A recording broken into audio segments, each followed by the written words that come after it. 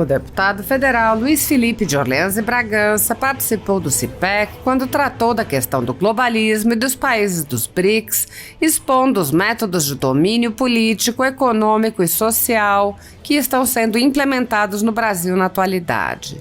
O deputado expôs como as tensões entre Rússia, Estados Unidos e China tendem a aumentar, explicando as origens do globalismo desde o início do século XX. Luiz Felipe apontou: o que é o globalismo? Ele ainda é um movimento de partes descentralizadas com interesses convergentes. O deputado explicou como a ausência de uma figura central ou de uma sede dificulta os ataques ao globalismo e ponderou que, recentemente, a ONU assumiu um protagonismo que passou a identificá-la com o movimento. Luiz Felipe de Orleans e Bragança apontou que, no momento, o Brasil se encontra profundamente submisso às entidades globalistas, submetendo-se aos seus desígnios. Ele disse: estamos sob a égide do globalismo, sendo governados pelo globalismo. O deputado prosseguiu explicando: à medida em que o globalismo se torna altamente interventor, surge como alternativa o BRICS. Ele explicou que a proposta do BRICS é uma reação à crescente burocratização e centralização de poderes de entidades como a ONU, mas que traz suas próprias armadilhas. Luiz Felipe alertou: dentro desse modelo multipolar de BRICS, existe o jogo que a China está liderando. O deputado defendeu a necessidade de sair do globalismo, combatendo a chamada Agenda 2030, que vem sendo implementada no Brasil sem qualquer consulta popular. Ele explicou que, embora haja resistência contra os mecanismos de controle social, há pouco engajamento no Brasil por parte dos conservadores na reação aos mecanismos de controle político e econômico.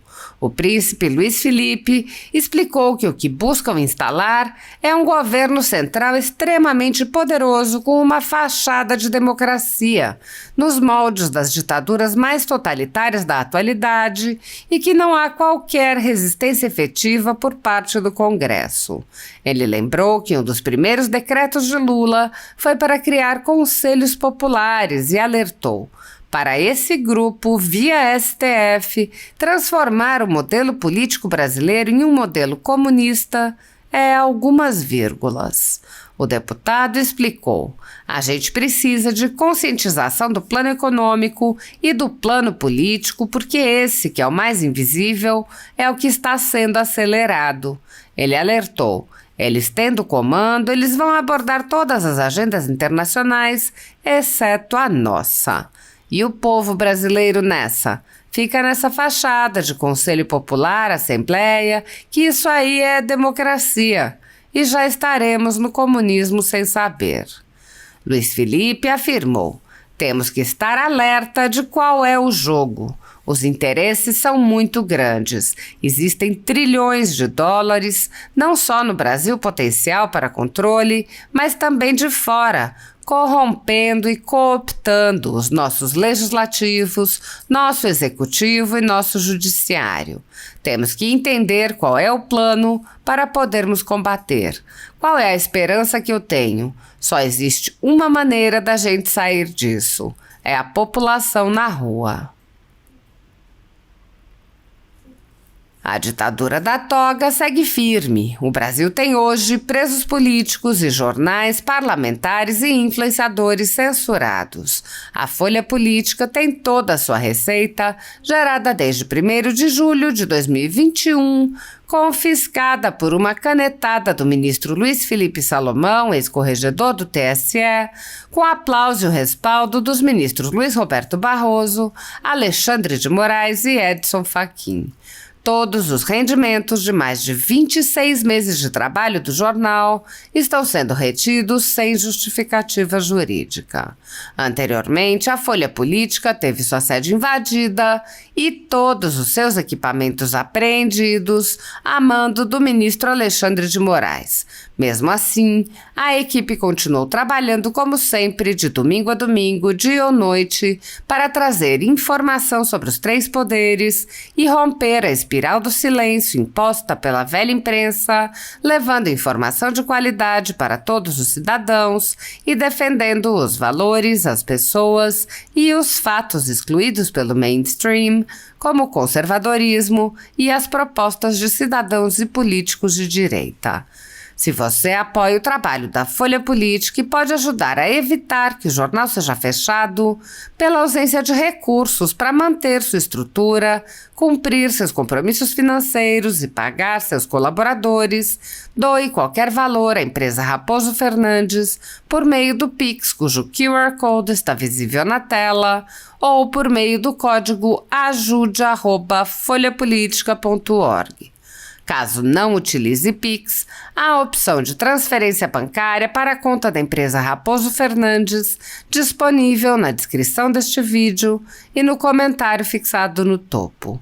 A Folha Política atua quebrando barreiras do monopólio da informação há 10 anos e, com sua ajuda, poderá se manter firme e continuar a exercer o seu trabalho. Pix ajude@folhapolitica.org. Assista. Muito bom dia, Minas Gerais. Estou muito feliz de estar aqui. Bom dia. Olha, no meu Twitter eu fiz uma enquete com relação a se o conflito entre Estados Unidos, China e Rússia vai aumentar nos próximos 12 meses. Não sei quem me segue no Twitter ou quem já respondeu essa pergunta, mas temos lá o resultado. O que vocês acham? Vai aumentar o conflito entre Estados Unidos, China e Rússia ou vai diminuir o conflito entre Estados Unidos, China e Rússia nos próximos 12 meses? O que vocês acham? Levanta a mão. Muito bem. Vamos entender o que está em jogo aqui.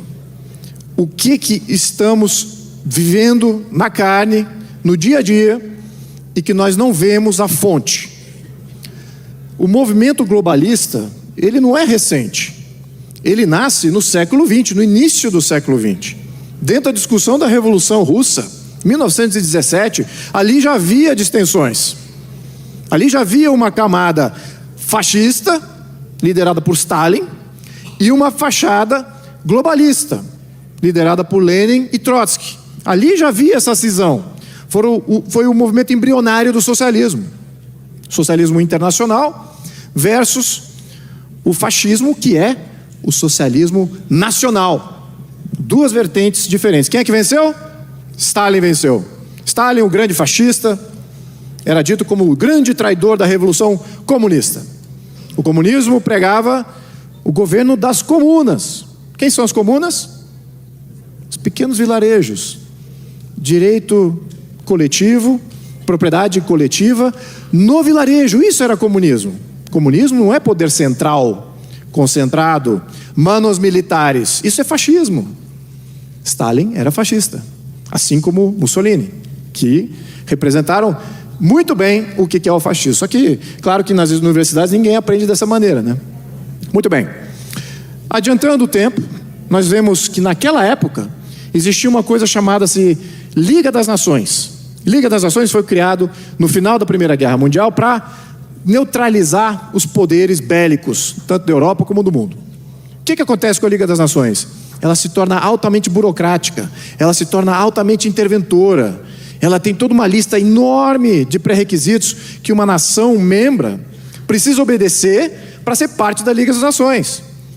E aí o que acontece com o final da Segunda Guerra Mundial? Eles olham para trás e falam assim: puxa, esse negócio de Liga das Nações não deu certo, muito burocrático, difícil ser parte da Liga das Nações e obedecer tudo aquilo lá. Criaram o quê? A ONU. A ONU veio com uma proposta muito mais aberta. Fala assim: não, aqui a gente só quer paz mundial. É só paz mundial. Não queremos governar ninguém. Não queremos interferir em nenhum país. Venham para a ONU. E o que aconteceu? Naturalmente havia um incentivo para ir para a ONU. Então a Liga das Nações simplesmente, desapareceu. A ONU foi criada em paralelo à Liga das Nações e os países naturalmente migraram para a proposta da ONU, que era muito mais aberta, muito mais livre. Muito bem, agora acelera o tempo. O que nós estamos vivendo agora? A ONU, extremamente interventora, extremamente burocrática, é tida como sendo o futuro poder global. Não estamos lá ainda. Não estamos lá ainda. Esse é um ponto fundamental para todos nós. O que é o globalismo? Ele ainda é um movimento.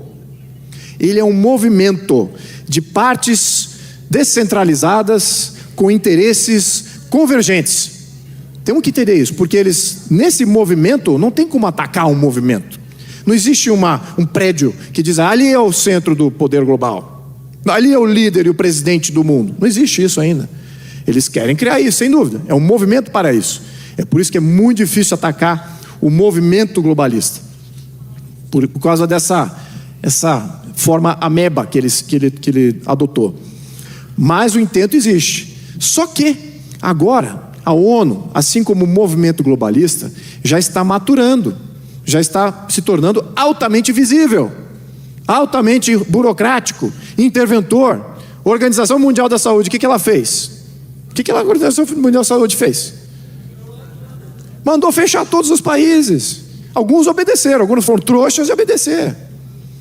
Então, veja como eles estão agindo. Isso para falar só da Organização Mundial da Saúde, sem falar do Conselho de Segurança, sem falar do Tribunal Internacional, que hoje, graças a acordos internacionais que o Brasil fechou, tem jurisdição sobre todo o Brasil. Se o Tribunal Internacional mencionar alguma coisa sobre algum grupo, algum indivíduo, algum partido aqui no Brasil, e o Conselho de Segurança der apoio, imediatamente aquele grupo, partido, pessoas, tem que ser preso, sem nenhum resguardo da legislação local.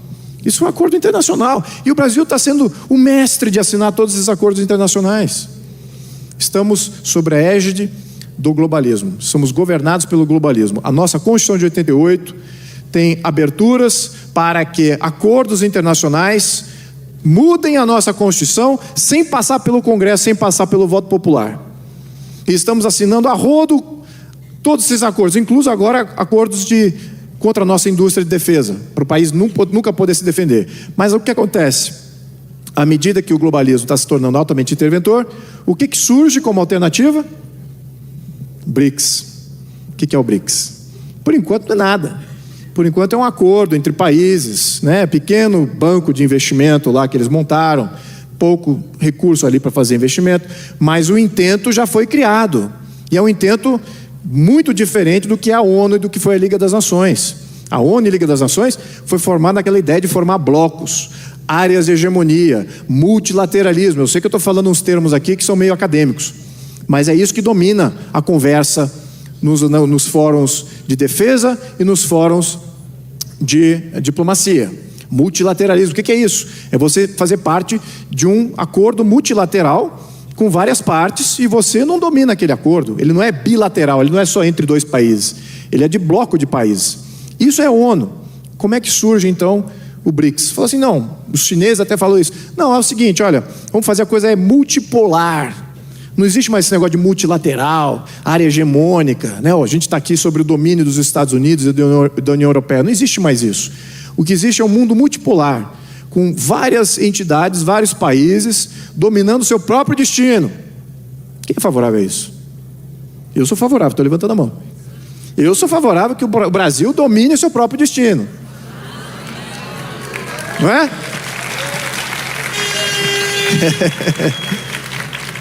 E por que eu estou falando isso dentro dos BRICS? Porque é uma proposta poderosa, vendo que a outra proposta é a gente se sucumbir a um Estado vassalo dentro do globalismo. Mas temos que fazer muita atenção, porque dentro desse modelo multipolar de BRICS, existe um jogo que a China está liderando. A China lidera o mundo multipolar. São acordos bilaterais com ela, em que ela aplica o que ela sofreu no século XIX. O que ela sofreu no século XIX? Alguém, levanta a mão só para entender aqui se tem alguém. O que aconteceu com a China no século XIX? O que aconteceu com a China no século XIX? Guerra do ópio, avassalou 30% da população. Os ingleses forçaram que os chineses consumissem ópio, drogou 30% da população, nada mais funcionava. Não funcionava o exército, não funcionava a burocracia, não funcionavam as empresas. E os ingleses dominaram. Como é que eles dominaram? Dominaram os portos, as redes ferroviárias, os pontos de distribuição, as mineradoras, dominaram as fazendas. Precisaram dominar a política? O que a Inglaterra fez na Índia? A mesma coisa. Controlou o governo da Índia? Nem tinha governo na Índia. Era um monte de marajá, separado, tudo descentralizado. Mas eles comandavam os portos, as redes férreas, as pontes de distribuição, as fazendas de mineração. Precisou controlar a Índia? Controlaram a Índia, controlaram a China, países com populações várias vezes maior do que a população inglesa. Adivinha qual é o modelo da China para o século XXI no mundo? É o modelo britânico do século XIX. Eles aprenderam como fazer. Por isso que temos que tomar muito cuidado, porque entrar nessa coisa de BRICS vale a pena? Claro que vale a pena. Sair do globalismo? Sem dúvida. Sou favorável. Acabar com essa ideia de ter uma agenda global e ter um acordo global vir afetar a nossa vida diretamente. Temos juízes até do STF que estão diretamente vinculados à Agenda 2030. E falam assim, não, a Agenda 2030 está indo muito bem, o Brasil está executando muito bem. Eu falei, isso é ruim para a gente, porque isso não foi votado por nós. Já alguém leu a Agenda 2030? Imagino que esse grupo, algumas sim. É bom ler, viu? Porque é exatamente aí que a gente precisa combater. Vou quebrar em 3 partes a Agenda 2030 aqui. Tá? Existe controle social, existe temas de controle político, existe temas de controle econômico. E eu vou dizer onde é que a gente está bem e onde é que a gente está mal. A gente está muito bem em combater o plano social. Quando se fala em aborto, quando se fala em ideologia de gênero, quando se fala em aplicar censura, quem é que não se mobiliza por isso? Ninguém. Quem se mobiliza contra essas pautas? Todos nós. Na pauta social nós estamos extremamente engajados, mas não estamos engajados em outras duas partes, que são fundamentais e que é onde eles estão acelerando muito no Brasil, que é a parte econômica, que envolve o sistema tributário, todas essas reformas tributárias que passaram, em prioridade, vemos como é que eles gastaram dinheiro em comprando deputados para apoiar as reformas tributárias. A questão do teto de gastos, rompeu o teto de gastos, começou aí, grande compra. Depois, o CARF, que vai dar o ganho de causa sempre para o governo, toda vez que houver uma disputa com relação à tributação com qualquer empresa, qualquer indivíduo. Terceiro, arcabouço fiscal, vai dar garantia de gasto para o governo, sem limites, cheio de buracos. Quarto, reforma tributária, vai centralizar toda a arrecadação do país na mão de uma autocracia central lá em Brasília, aparelhada por corrupto e criminoso. Alguém está vendo isso? Estamos bem nesse sentido? Outro ponto, político. Qual é o plano de domínio? Como é que se domina um povo? Eles são minoria, é um grupo muito pequenininho, eles não têm popularidade. Mas como é que você estabelece um governo central extremamente poderoso? Uma fachada de democracia. É assim que é feito em todo o país comunista de verdade. Nicarágua, Cuba, Vietnã, Venezuela, China, Coreia do Norte. O mesmo modelo político. Como é que é esse modelo político? Eu já até apontei em alguns pronunciamentos ali, que eu fiz em Câmara. Você tem conselhos populares, que são municiados por lideranças criadas pelo Partido PT. O Partido PT tem uma universidade. Qual é o partido da direita que tem alguma universidade? Para formação de líder? Nada. Para formação de pauta? Nada. O PT tem. Há vários anos, décadas. Formação de líder, formação de líder, formação de líder. Os conselhos populares pegam esses líderes. Os conselhos populares vão para uma Assembleia Nacional. Não tem mais senados, acabam com o Senado. Fica só uma Assembleia Nacional. Se reúne 1 ou 2 vezes por ano, só para carimbar o que o Poder Executivo quer. O Poder Executivo tem lá o presidente e tem um conselho permanente. O que esse conselho permanente faz? Esse conselho permanente julga, esse conselho permanente legisla, esse conselho permanente executa. Quem que é o conselho permanente no Brasil? O que os deputados estão fazendo indo para o Congresso toda semana hoje? Nada. Qual foi um dos primeiros decretos do presidente Lula? Também. Mas estou falando da questão política. Criou os conselhos populares. Então, meus amigos, para esse grupo, via STF, transformar o modelo político brasileiro em um modelo comunista, é algumas vírgulas. Eu levantei um projeto de decreto legislativo para assustar a criação dos conselhos populares. Apoiamento político eu tive? Outros deputados vieram me abraçar. Isso aí, vamos acabar com os conselhos populares, porque isso faz parte da estrutura comunista. Meus amigos, é isso. A gente precisa de conscientização do plano econômico e do plano político, porque esse, que é o mais invisível, é o que está sendo acelerado, e eles tendo o comando, eles vão abordar todas as agendas internacionais, exceto a nossa. Vão acoplar a China como sendo um grande poder de barganha, e vão acoplar tudo que Estados Unidos, Europa, União Europeia, futuramente talvez a ONU, queira do Brasil. E o povo brasileiro nessa? Fica nessa fachada de Conselho Popular e Assembleia Nacional, que isso aí é democracia. Isso já estaríamos no comunismo sem saber. Temos que estar alerta de qual é o jogo. Os interesses são muito grandes. Existem trilhões de dólares, não só no Brasil potencial para controle, mas também de fora, corrompendo e cooptando os nossos legislativos, nosso executivo, nosso judiciário. Temos que entender qual é o plano para podermos combater. Mas qual é a esperança que eu tenho? Só existe uma maneira da gente sair disso. Uma. População na rua. Só existe isso. Muito bem, Luiz Felipe.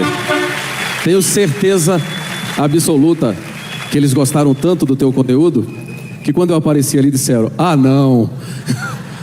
Pessoal, isso é bullying, tá? Só para deixar claro. Luiz, muito obrigado. Obrigado, viu? obrigado. Olha, muito obrigado por compartilhar agora da agonia que eu sinto todo dia. Agora está transferido para vocês. Obrigado. Muito bem. Uma salva de palmas. Luiz Felipe.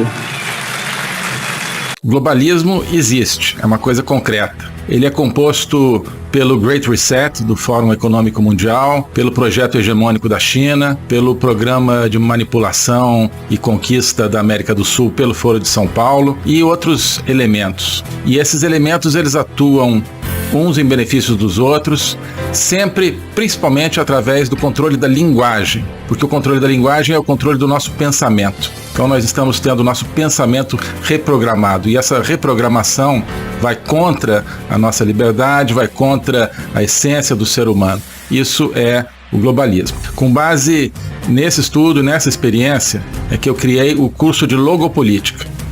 Toda semana eu dou aulas sobre geopolítica, literatura, filosofia, cultura de um modo geral, tudo isso em conjunto formando um espaço de conhecimento que eu denomino a logopolítica, para nós não apenas entendermos a ameaça do globalismo, mas podermos nos contrapor a ela. Se você quiser entrar nesse projeto de conhecer o globalismo e enfrentar o globalismo, clique aqui